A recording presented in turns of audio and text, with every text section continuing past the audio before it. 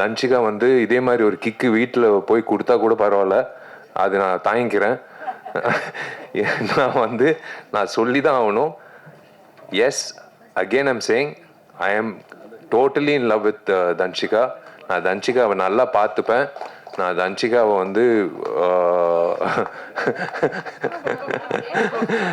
தன்ஷிகாவை இந்த வந்துருச்சு பார்த்தீங்களா, நான் என்ன சொன்னேன், சண்டை போடாதேன்னு சொன்னேன். இப்போ பாருங்க, நல்ல வேலை கிக் கொடுக்காம நேராக நிப்பாட்டிட்டா. திருமண தேதி ஆகஸ்ட் 29ன்னு பிளான் பண்ணியிருக்கோம். அது என் பிறந்த நாள். வந்துடுறேன்.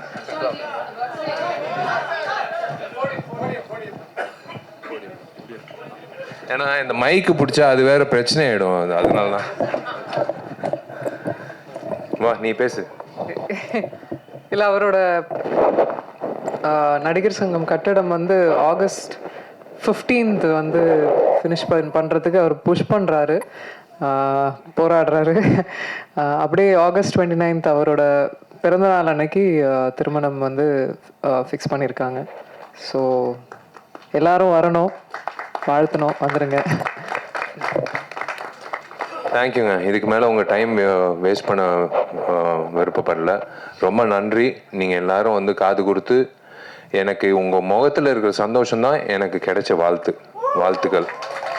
நீங்கள் தனிப்பட்ட முறையில் நீங்கள் என்னை வாழ்த்துக்கள்னு சொல்கிறத விட உங்கள் எல்லாரையும் இப்படி பார்க்கும்போது, இதோ இங்கிட்டு பாருங்கள், இந்த சிரிப்பு, இது விட என்ன வேணும்? இதுலேயே தெரியுது.